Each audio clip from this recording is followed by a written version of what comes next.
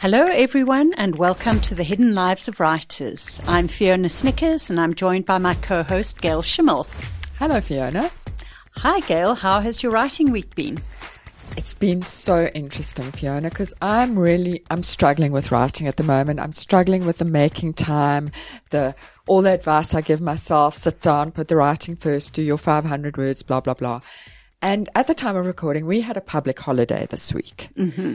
And on the public holiday, I said to myself, okay, this is your chance.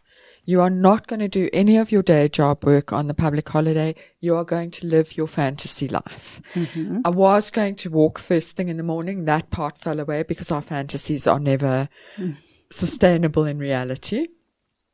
But I did manage to get up, do a few morning things, and then at 8:30, I sat down to write. I wrote until 9:30. I wrote 1,600 words. It flowed. In 1 hour? In 1 hour. Wow. It just flowed. I am in that lucky thing that I'm in a place where I knew what needed to happen. I knew where I was in the book. I knew exactly what I was writing. I had a plan for the writing session, but it was just the most magnificent experience. And then 9:30, I've written so much, and now in my imaginary life where I don't have to do anything else on any other day, I can get on with whatever I want to. Could have worked on another project, could have done no more work for the day, and it was just that tantalizing taste of what life as a full-time writer would be like. Mm-hmm. But would I really do it as a full-time writer? Could I sustain that level of writing every day? I don't know. And let me be honest, the energy ended after that day because it's not like I sat down the next morning like I should have and wrote the next 500 words like I should have. I didn't. I caught up all those emails that I hadn't done and panicked about the work I should maybe have done on the public holiday and all that kind of thing. But it was kind of I still got it. And you, Fiona? Well, I can also talk about the public holiday, and that is what I want to talk about because I woke up on that public holiday thinking, I want to write, but first I just need to get a few things out of the way.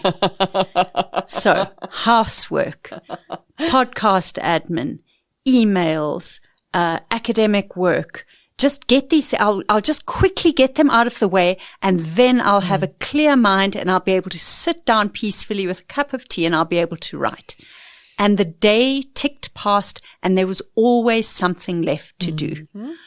A child needs that done. My husband needs that done. There are groceries to be ordered. There's supper to be cooked. It never ended. And the whole day went past with me not having written a single thing. And all I'd kind of got done was a few frittery bits of this and that, which I would probably have got done anyway. Mm-hmm. And I should have remembered that writing does not wait for you to get everything else cleared out of the way first. You make the time for it, you ring fence that time, and you keep it kind of sacred, if I can use that word. And you give it the good energy. Yes. Not the leftover energy, which is my daily mistake. My daily mistake is I give everything else the good energy. And then I think there'll be some mediocre energy left over. And in fact, there's no energy left over. It sounds like we learned the same lesson in very different ways. And Fiona, in all the other things you've been doing to put off writing, has watching or reading anything in particular stood out? Yes, I'm watching quite an interesting show at the moment. I think it's on Netflix. It's called Black Rabbit, and apparently it's loosely based on a true story of a bar restaurant in Manhattan that was known for some shady happenings going on there. And this is a sort of fictionalized version of that, and it's very good. It is a true quality production. Everything about it is really, really good. And I'm having a hard time really caring about the main characters because they are both quite bad people who are doing quite bad things. And I know some people have really struggled with this show because they just think, oh, these are terrible people. Why should I care what happens to them? I've got that a little bit, but the show's also trying to humanize them and explain via their childhood and the rest of their lives and their circumstances, why they are like this. And they're kind of getting into a spiral of worse and worse things happening. It's quite stressful to watch. But it's just interesting to me when there's nobody to root for, what keeps you going in a narrative? Very interesting question. Very. What about you, Gail? What have you been consuming? Well, I'm also watching TV, and it's not the least bit stressful. I actually thought that you had recommended this series, but it turns out you tell me you didn't recommend it. I'm watching a show called Murderbot. Now, Apple TV had told me I might want to watch Murderbot. And I had thought Apple TV really doesn't understand me at all if it thinks I want to watch this. Absolutely. Something called Murderbot is so not my scene. And then somebody, who knows who, because I thought it was you, said, no, actually, it's excellent. You should watch it. And I have. And it is the maddest, quirkiest, most unusual piece of TV that should just not be called Murderbot because it puts people off. Yes. It is about a bot. It's about this security unit who is on a planet, and I'm going to say it and people are going to go, oh God, why would I want to watch that? But it's just, he's on a planet. His job is to protect people who hire him, to protect them while they're on that planet. There's a whole political thing going on about planetary politics where he works for a kind of corporate set of planets, and most of the characters are from a free planet, come to explore this more corporate planet. For financial reasons, they have to have him. They don't want him on on their planet. They're not really comfortable with enslaved bots. But what they don't know is that he has overridden his governor system and does not have to obey them. And we hear his inner dialogue the whole time, and his inner dialogue is hilarious. He hates the humans. He can't bear them. They're a bunch of hippies. He doesn't understand them at all. And he's addicted to rubbish science fiction TV shows. So you go into his mind and you see the rubbish science fiction TV show. All his information about life comes from rubbish science fiction TV shows. It is just so different. And what I've realized I'm loving about it, and it's a thing I keep coming back to, that quirkiness. I love a quirky concept. And I'm so jealous that my brain has never had a quirky concept. And I want one. That's what I want for Christmas, please, Fiona, a quirky concept. Well, somebody who writes quirky, interesting, truly offbeat and fascinating fiction is our guest today. Our guest today is Anna Stroud. Anna is the author of the novel Who Looks Inside, as well as short stories. Who Looks Inside is nominated for the Sunday Times Fiction Prize. It is shortlisted for the UJ Debut Prize, and it won the NIHSS Best Emerging Fiction Author Award. Anna, congratulations. The book is doing fantastically well, and we're so excited to have you in the studio today. Hi and welcome. Hi, thank you so much for having me. Anna, what has your writing week looked like on the back of all those prizes, nominations? What does the writing week of a prize-winning, prize-nominated writer look like? Oh gosh, I am the queen of procrastination. I have this thing where I wake up at 5 every Monday morning to write, and often what happens is I wake up and then I go back to bed. That happened this week. So I woke up, I looked at my laptop and I thought, not today. And I just kept sleeping. So that has been my week. I have not done every much morning writing. You've looked at the laptop and gone back to sleep, or once you've missed Monday? Once you miss Monday, yeah. There's no point. Yeah, it's all downhill from there. I also have a day job though. And it's been, September is a hectic month in corporate comms. So yeah, I struggle to, what's the word? Compartmentalize. Okay. So if I'm working on one thing, that is what I'm working on. But I am working on a novel. Okay. Well, tell us what a good week would look like when you've managed to, you wake up at 5, the laptop doesn't scare you off and you start writing. What does a good week look like in terms of writing? So I had a good week last week. Got up at 5, made my coffee, and I wrote for 3 to 4 hours straight. And then I went back into the house and said hello to my husband and my dogs. I have an outside office where I work, and I need silence. I need my dogs not to bark, and I need my husband not to bark. And I need lots of coffee, liters and liters full. So if I do that, then by 11 o'clock, I would have had a good writing day. And then I spent the rest of the day either working on things that will give me money or reading books or, as the day goes. And is that only on a Monday, or is that every morning when you're having a good week? Monday is my good day for writing, but I do try. Amy Heidenreich says, touch your manuscript every day. Mm-hmm. So I do try to do a little bit every day, but it won't be that flow that I get on a Monday. It will be going back and trying to figure out who the killer is. Oh, I'm busy writing a paddle cozy murder mystery. Interesting. Yeah. Okay. And I'm about 22,000 words in, which is almost halfway. And it is hard. Writing murder is hard. It is so hard. I don't know how you do it. How do you keep things straight? So that's the first draft is almost done. So on that Monday, when it's going well, how many words, how do you measure that it's going well? Do you do a word count? Is it just that you sat there for all those hours? How do you measure your performance on a Monday? It's very intuitive. If I feel good, then I feel I had a good day. If I managed to keep the storyline straight and I didn't accidentally kill someone off, the murder weapon at the moment is a string. And then I realized that there are no strings in paddle. A paddle racket doesn't have string. So then I had to go back and rework that. And after that was a good day when I kept myself from failing. So we've spoken to other cozy mystery writers, and for example, we had Tom Eaton, who said when he sat down to write his cozy mystery, he chose not to read any others. He was not familiar with the genre at all, which tripped him up in some ways, but also freed him in others to experiment and try new things and not fall in with all the tropes.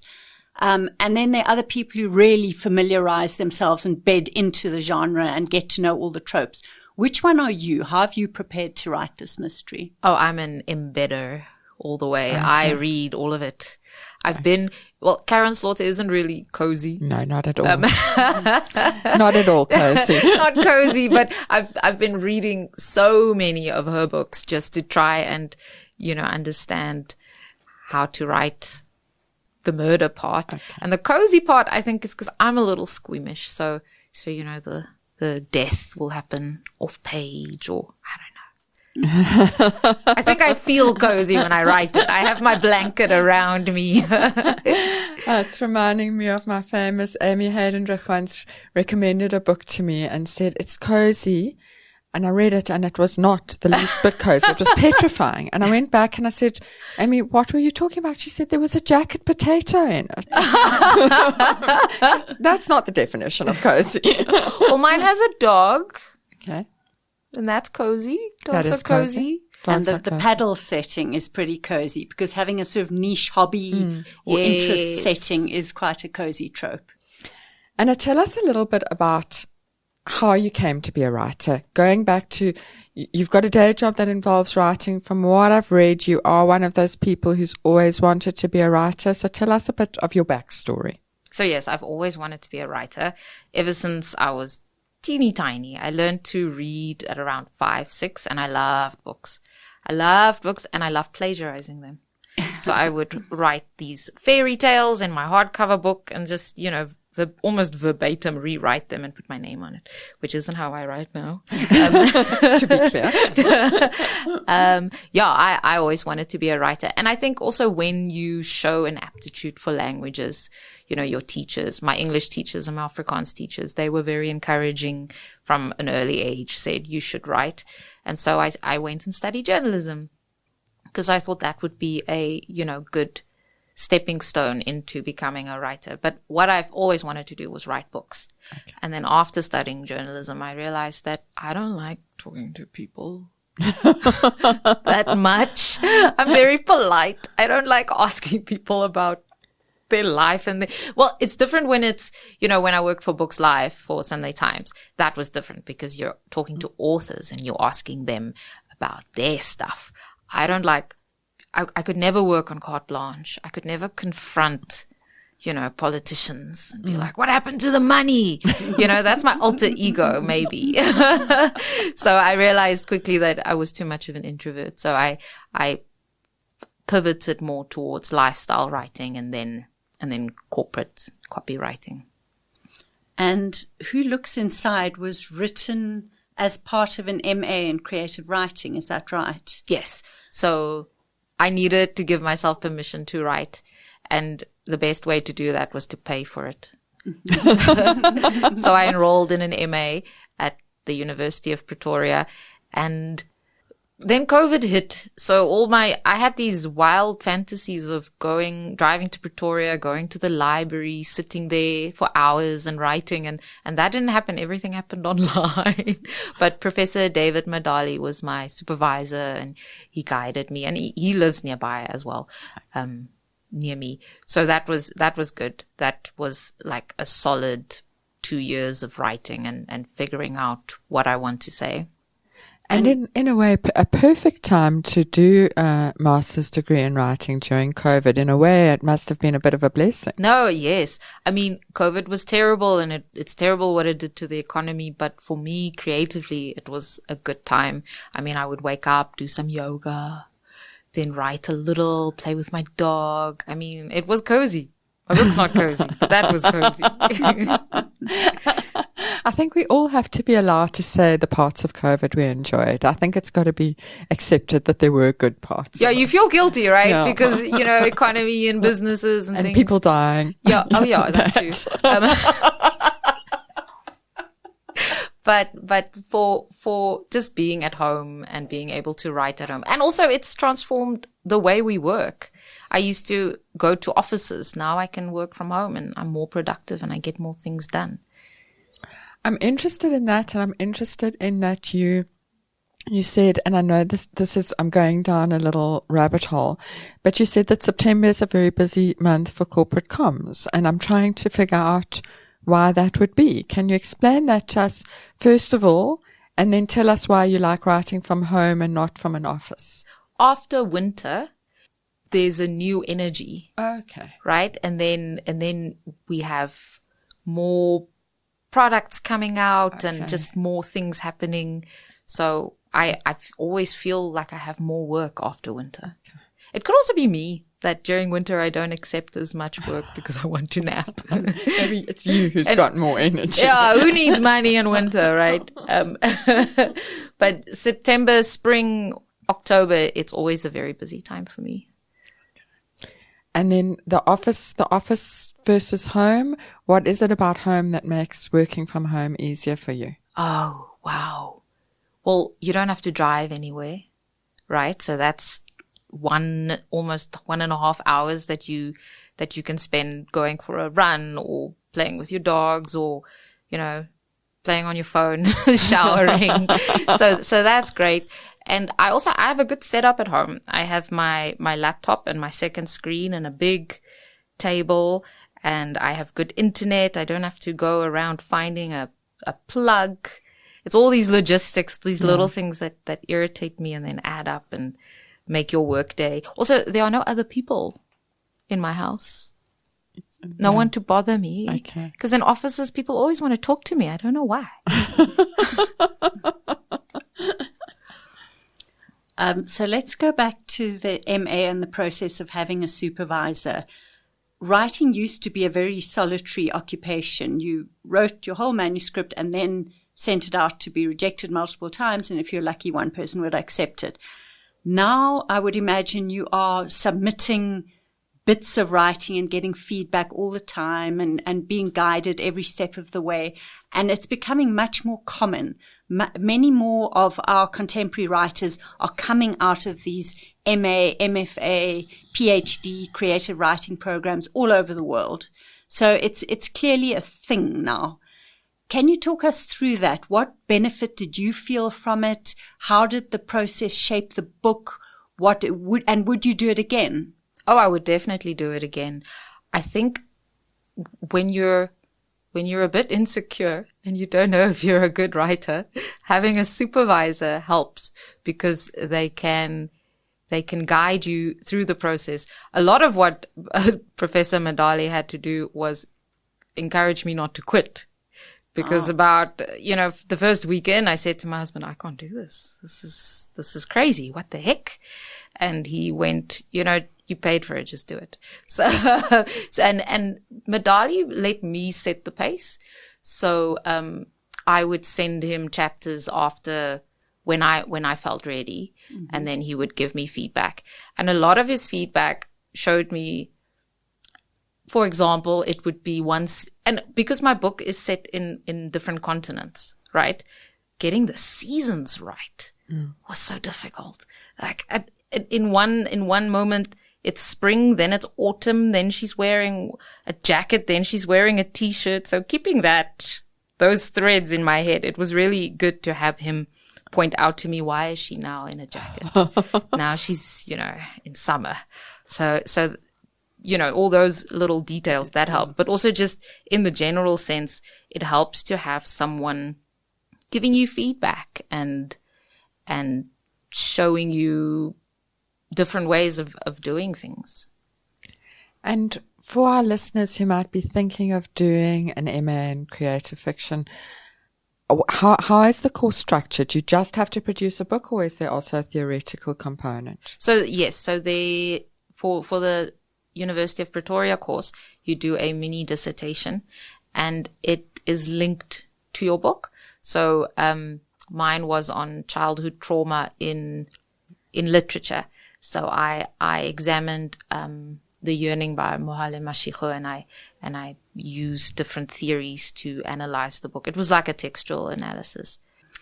How did analyzing someone else's book on a sort of textual analysis basis inform your own writing? Because your book also has to do with childhood trauma and abuse. So did the two feed into each other? Absolutely. I wanted to understand. I mean, I read a lot of true crime. I watch a lot of true crime, lots of Criminal Minds.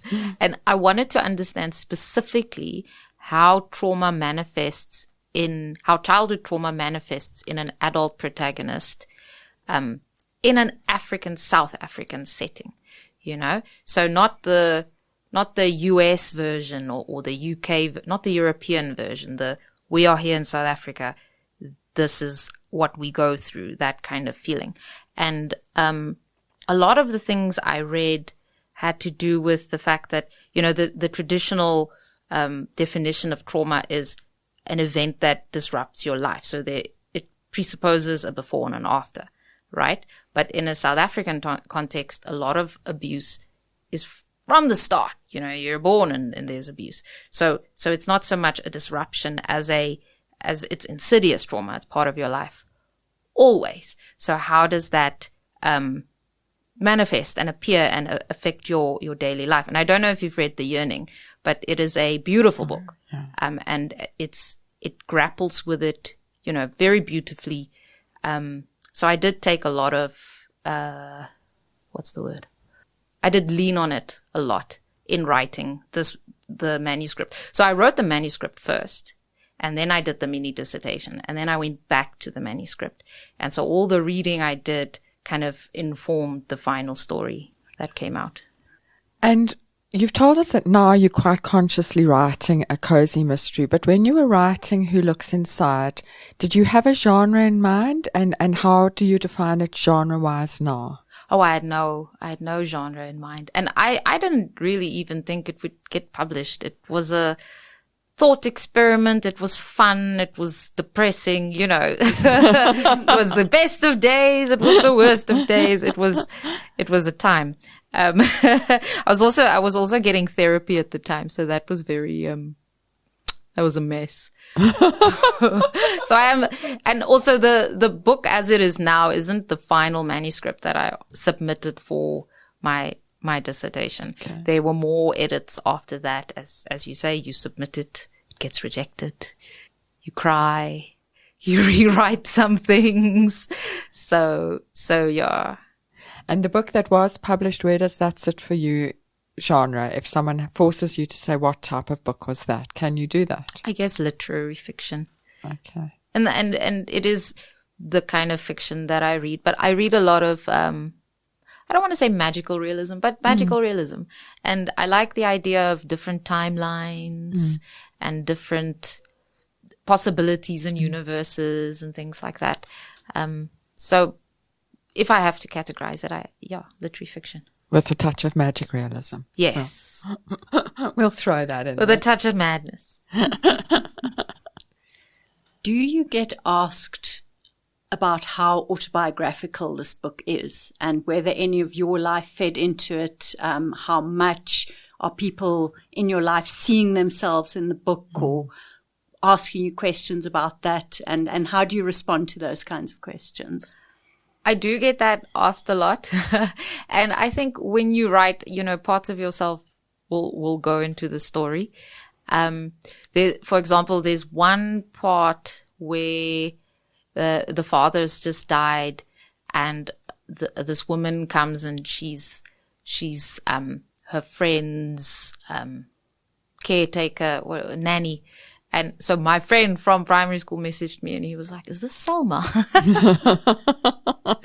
So that was funny. So was it Selma? No, it's fiction, guys. It's fiction, which is what I told him. There are some real things and there are things that I fictionalized. So it's not a straightforward in terms of the plot and the narrative. That is imagined. But there are, places and events and things that are real. Let's talk about the places, because I understand. I couldn't, from my research, tell. Did you live in Korea or did you just travel there? I lived in Korea. So I lived in Daegu for about 3 years. That's a smaller city between Seoul and Busan. So on the different sides. And that was amazing. It was I was straight out of university. I had so much student debt. And Teach Korea came to Rhodes and they said, this is a good way to make some money, see the world. And that is what we did. So my boyfriend at the time, Sean, him and I went over together and paid off our student loans. Oh, it was a good time. And informed your writing? Yes, absolutely. I actually started writing some of it in Korea. So there are bits where, for example, where she's in the train and she's running away from someone and she falls in a puddle and she sees, there's this man in the puddle. That I wrote in Korea while I had a blog. Okay. I don't know if it still exists, but it was on a blog at some point. Remember how we used to think that blogs would stay there forever? And now they've disappeared. I don't even know my passwords. So another theme that we've been picking up interviewing different authors lately is this idea of therapy and writing. And we have authors who say to us, "I wrote the book and that was my therapy. Felt much better after that." And then we've had other writers who say, "I wrote the book, realized I needed therapy and went and got therapy. It stirred everything up and didn't resolve anything and I needed therapy to sort it out." And we've had authors who are sort of even incorporating the therapy into the narrative, writing about someone who's in therapy, telling their story, and you get these sort of meta layers of putting your story for the therapist, then putting it in fictionalized form to a fictional therapist. It's very interesting. Where do you fall on that? Did therapy and writing happen simultaneously, and did they feed into each other at all? I was doing therapy before I started writing. I wouldn't say the writing was therapeutic. I wouldn't say that it, achieves the same thing that a therapist can do. But it does force you to be honest with yourself and to confront things and to think about things. I've also noticed one of the links, because I was just thinking as Fiona asked that question, and I was thinking my therapist has turned a little bit into a writing coach. She goes, did you write since I saw you last? Because writing makes me happy. And I'm interested, does writing do that for you? Oh, yes. Yes. Writing does. Writing makes me happy in the same way that running makes me happy. It takes me a long time to get to do it. But then when I do it, I feel so amazing, and I feel, why did I take so long? Why haven't I run in 2 weeks? I feel amazing. Like I ran this morning. I feel amazing. And yesterday I felt awful. And it's the same with writing. When I write for, continuously for 2-3 hours, I feel so amazing afterwards, whether the writing was any good or not. It's the act of writing. And before I used to write by hand, but I've now realized that it takes too long. So now I have a little laptop that I call Gandalf, and it doesn't connect to the internet. It's a glorified typewriter. I just sit and tap away. And is that a separate device to what you do your day job on? Yes, yes. This one has all its keys. This is so interesting. Why is it a separate device? Talk us through this whole thing. Really? I thought it was, I don't know, weird. So I have my big laptop that I work on, but that laptop only has work connotations for me. So when I open it, I am in work mode. I am going to edit. I am going to make money. That is all I can think of. And I'm thinking of all the emails that are waiting for me. It's very distracting. And also with a work laptop, there are notifications. So I decided at the start of this year or last year that I was going to get myself a very cheap little secondhand refurbished laptop that I bought at Tech Market. And I took off all the software. There's no, it doesn't update. It doesn't annoy me. Microsoft doesn't try to nudge me to do things. It's just, there's a Word document, an old one, and that's it. How are you backing it up? I have a USB. Okay. Promise me you're backing it up. I've had a laptop stolen with half a novel on it. Really? Oh, I've dreamt that it got stolen. So yeah, I have a USB. It's probably not big enough, but yeah. Where's your phone while you're working on Gandalf? Is your phone in the room with you? Oh no, my phone is in the house. Oh really? So there are no distractions. Yes. The dogs are quiet, the husband's quiet, the notifications are quiet. It's just you and this essentially word processor. And the birds outside chirping. Wow. No, This is revolutionary. I get so easily distracted. If there's a notification, then I start to stress about work or And does it not else. make you anxious that maybe that phone's beeping and maybe the emails are coming in and you don't know what's going on and the whole world could have ended and you don't know? Does that not make you anxious? It makes me more anxious to know. And that is why Mondays really set the tone, because if I don't do that on a Monday, then the rest of my week is just a little off, a little fidgety, a little not lekker. And can you not say to yourself, I realize we're circling back to this Monday story, but can you not say to yourself, it's okay, Anna, you can start on Tuesday? That is why Amy's advice of touching your manuscript every day, I've started using that more. So even if Monday didn't go well, on a Tuesday I'll open Gandalf, I'll stroke the keys. I might write a sentence and delete it later, but I'm trying to be gentler with myself. Otherwise it's going to be one and done. Let's talk about that. Let's talk about the stress of writing a second book, because I think it is the hardest book to write. And how is that going for you? Oh, it is hard. It is hard. I've been writing short stories. I read a book on writing based on Kurt Vonnegut's lectures. And one of the things he told his students was to write 20 bad stories. And that's great because it gives you permission to fail, right? Because you're not writing good stories, you're writing bad stories. So I've been working on my 20 bad stories. And one of the bad stories is in Power. Wow. The short story collection curated by Joanne Hitchens. So, which won a highly commended prize, I think. Yes, it was highly commended.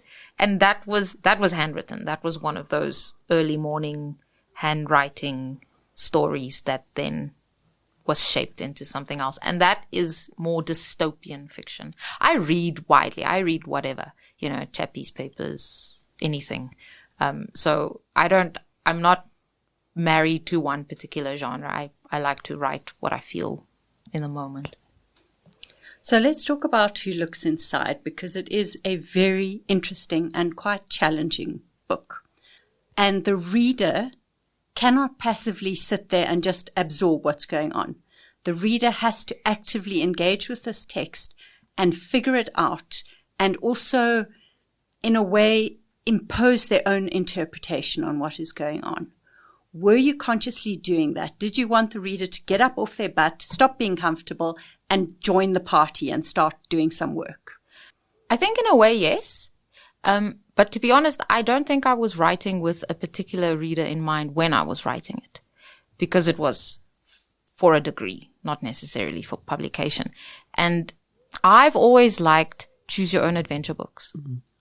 Right? And I like the idea of, as I said, different timelines, different universes. People always ask me, but which story is the real story? And they're both real. They're both real, and they're both possibilities of an outcome. And I like the idea, and I think people can resonate with it, of going back and fixing things.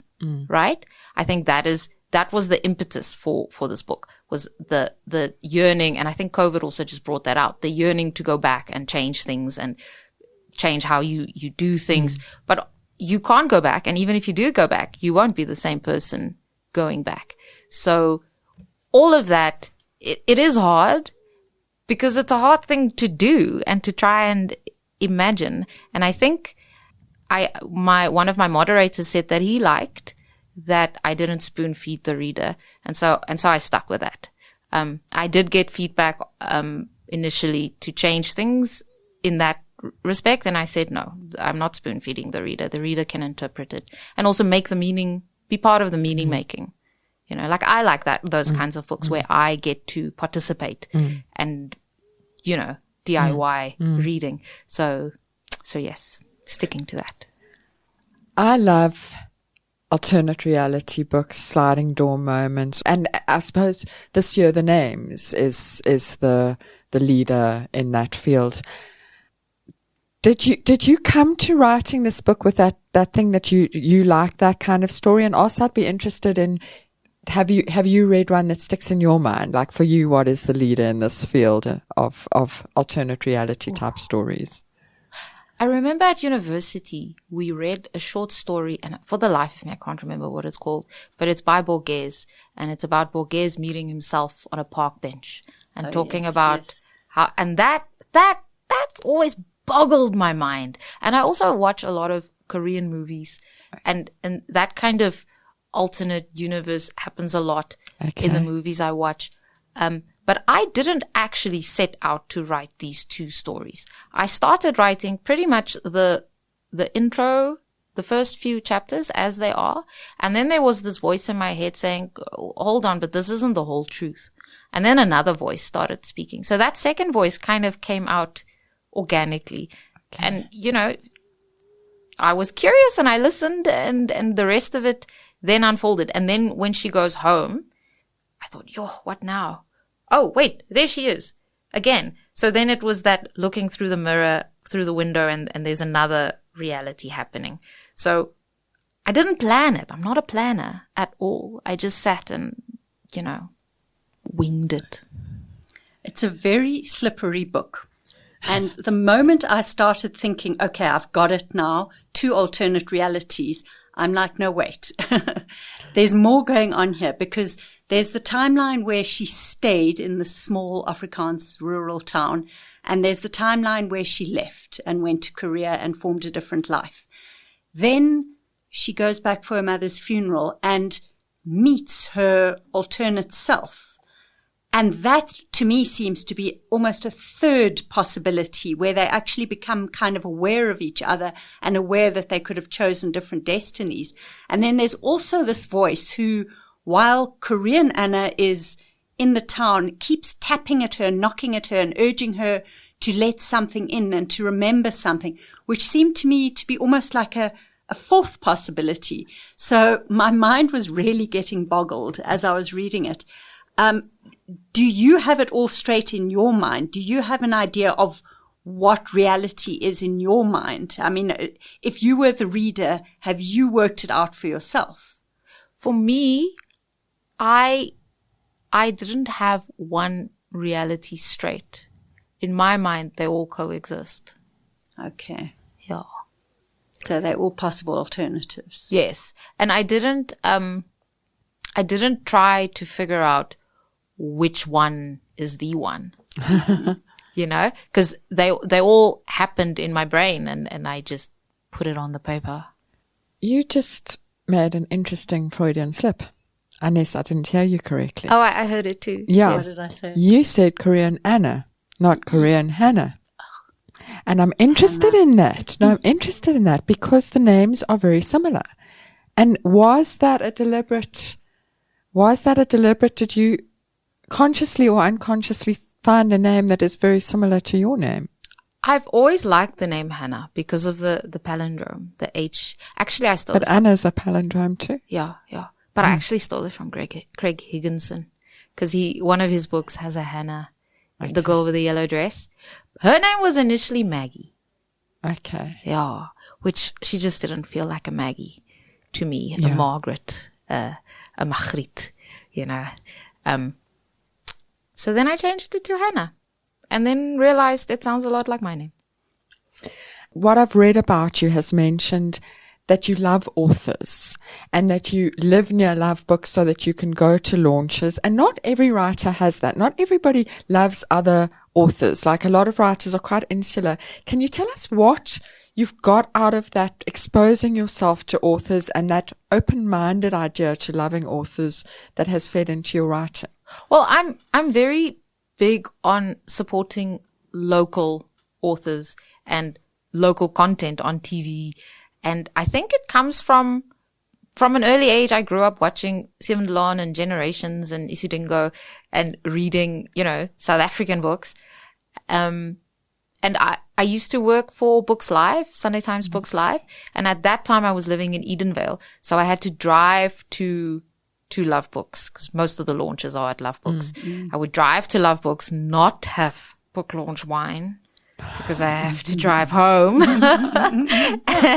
and then when we started looking at places to live, I was adamant I want to live in Melville. I want to be able to go to launches and have the book launch wine and chat to, you know, because you need the wine to be able to talk to the authors. Of course. So, so I think working for Ben Williams at Books Live, that started the love for authors and I don't even have to talk to them, you know, I just have to be in their presence and listen to, because I also steal all the writing advice that they share and the little bits, you know, the little nuggets they drop, I pick it up and I put it in my pocket and I keep it for later.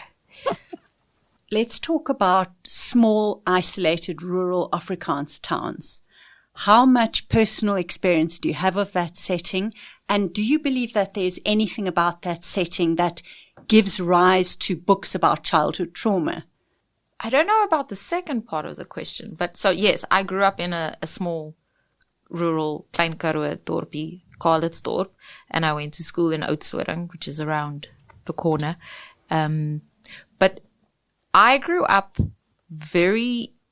no technology, just hills and grondpaaie and barefoot, you know.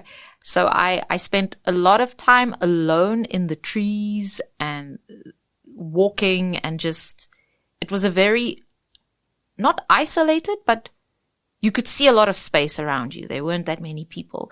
And I think the landscape itself gives you that the stories you tell there are more ghost stories. And because you have this, I grew up listening to these records with ghost stories on them and it was coming from, from the landscape. So there's the spook van Fiona and Gail, that woman who stands, and these, and Auntie Swimmers. Mm-hmm. And these were stories that were just part of the fabric of my brain. So I think that, and they're all dramatic, right? I mean, Auntie Swimmers kidnaps children, and die spook van Fiona and Gail, she died and she can't rest. So I think that, the stories that I grew up with are very dramatic. So that's what I would end up writing. Big. And I have these dreams, these like cosmic horror dreams, that have nothing to do with me or my life. And I'll wake up and I'll think, what was that? I need to write that down. And do you write it down and do you use it? Yes, sometimes. So I have this one recurring dream where I'm in this mansion that's burning down and people are speaking German around me, and there's this ginger cat that I need to rescue.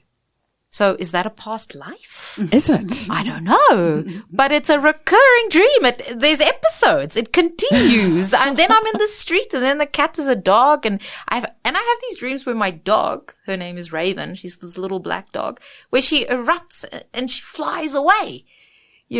These really, and I really think that growing up in the Karoo with those mountains and that vast landscape, and it did something to my imagination that, it's going to take a lot of therapy to figure that out. Or I must just embrace it and write it. Embrace it and write it. I'm worried we're going to run out of time. Okay. And there is a very important thing that we need to talk about. Oh, right. Yeah. Come dine with me. Yes. You were on an episode of Come Dine With Me. I want to know what inspired you to do it, what it was. I want to know everything. Start at the beginning and talk. Well, it again started at COVID. We were using my father-in-law's DSTV logins, and I just watched all the Come Dine With Me South Africas because they were just playing on repeat all the time. And I said, I want to do that.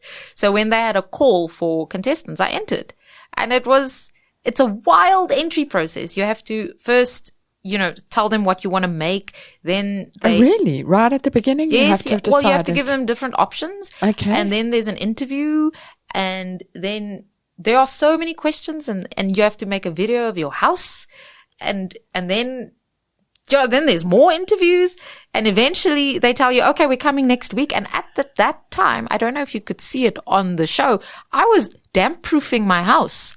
So there were all these parts of my wall that just had the plaster's been gone off.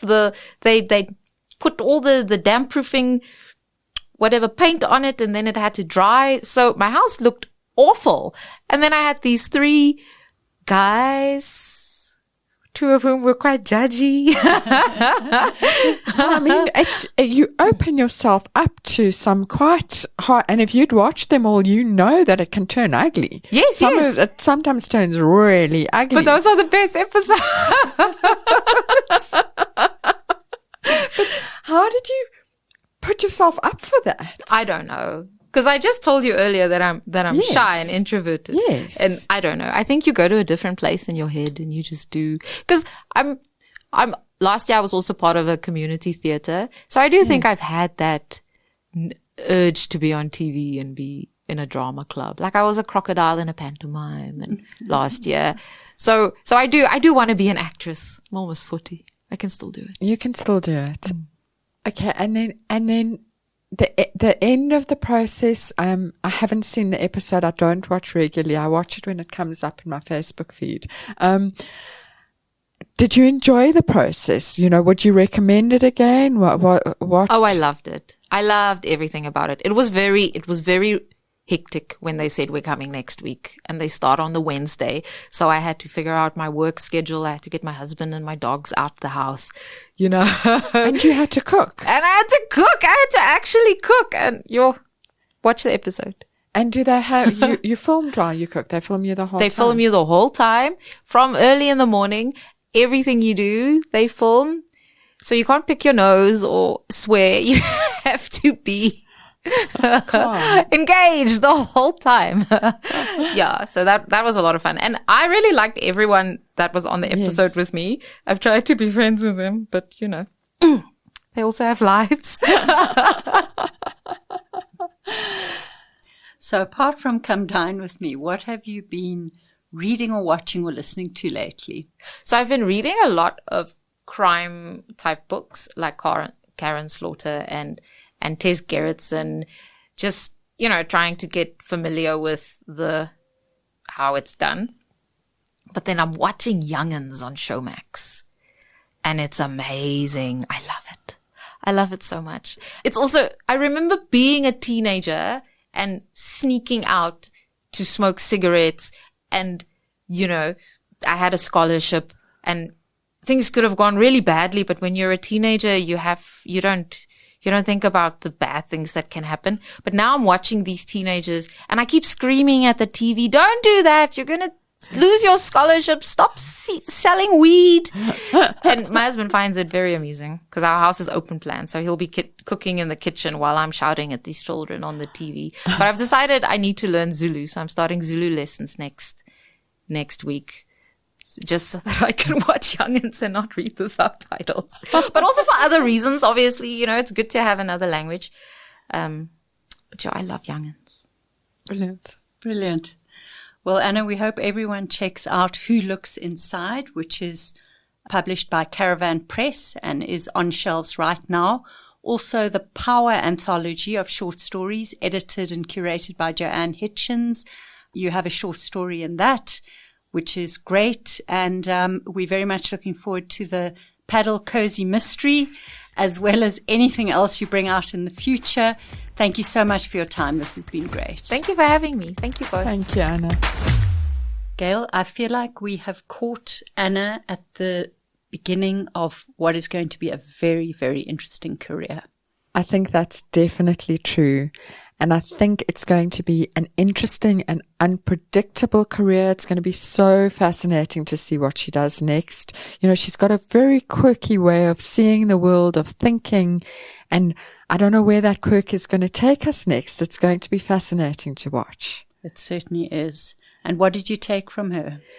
Lots of things, but what I want to talk about is I was very interested in that Kurt Vonnegut thing about writing 20 bad stories as an exercise. I thought that it appeals to me as an exercise. I'm a great believer in giving yourself permission to write badly. I think when you sit down to write your first novel, I think you need to give yourself permission to write a bad novel first, because sitting down to write a good novel is an overwhelming undertaking. Yes. And I think that because I've struggled with short stories. I struggle to sit down and write them. I wait for a very good idea. And I really like this idea of write 20 bad stories. I think it's something I want to do quite actively. So that for me was a fun, inspiring piece of advice from her. What about you?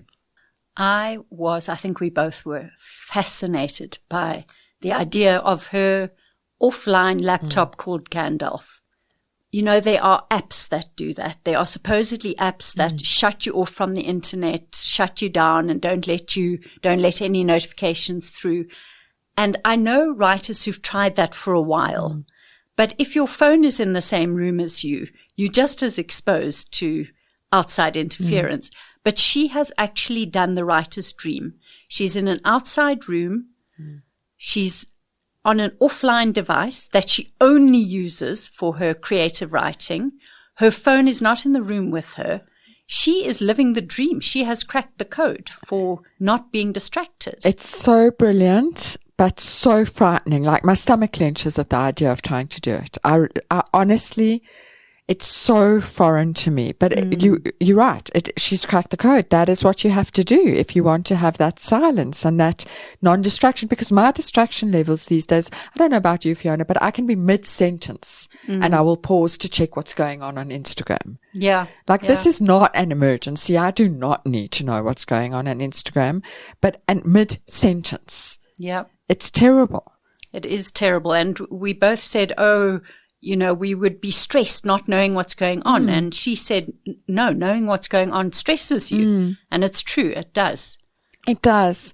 But I also know, saying this and knowing that she's right and knowing that that's what we should do, I also know I'm not going to do it.